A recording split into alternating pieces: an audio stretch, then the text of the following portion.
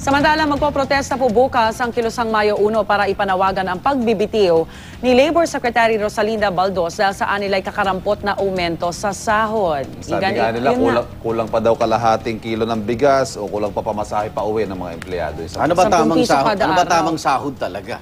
Hinihingi nila ang petisyon 85 eh.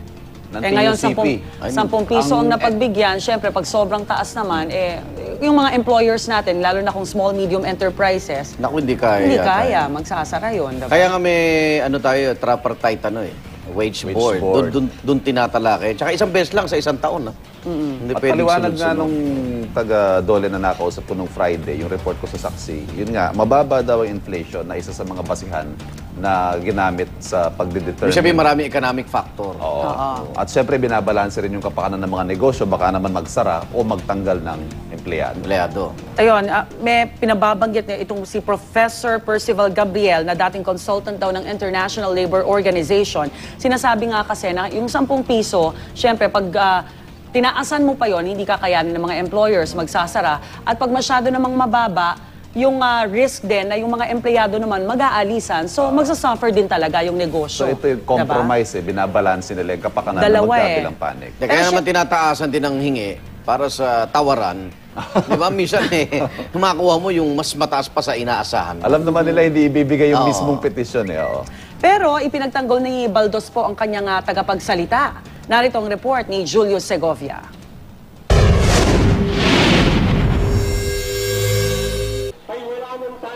Sa protesta muling idadaan ng Kilusang Mayo 1 ang pagkadismaya sa 10 pisong aumento sa sahod para sa mga manggagawa sa Metro Manila.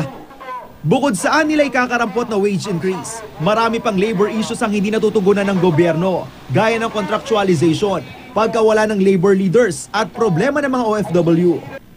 Kaya sa kanilang planong rally sa Martes sa harap ng Department of Labor and Employment, mananawagan daw ang KMU ng pagbibitiw sa pwesto ni Dole Secretary Rosalinda Baldos. Kailangan ng umalis si Secretary Rosalinda Baldosa sa Department of Labor dahil wala naman siya talagang naibigay na tulong sa mga manggagawa. Sinisika pa rin naming makuha ang panig ni Secretary Baldos, pero dinepensahan siya ng tagapagsalita ng Labor Department.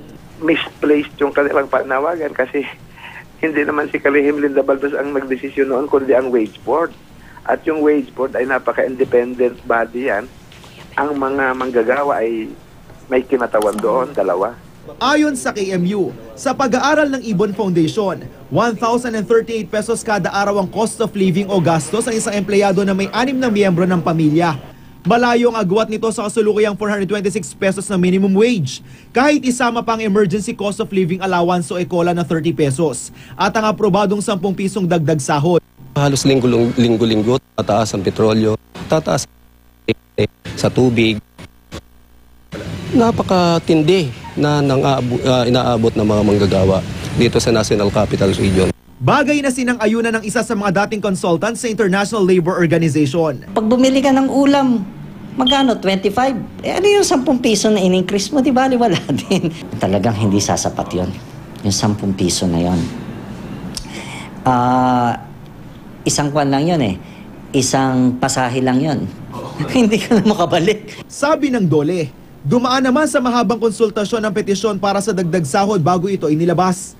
Ang problema, 95% raw ng negosyo sa Pilipinas ay mga small and medium enterprise, kaya wala raw kakayahang magbigay ng higit sa 10 peso salary increase. Para sa Unang Balita, Julio Segovia reporting.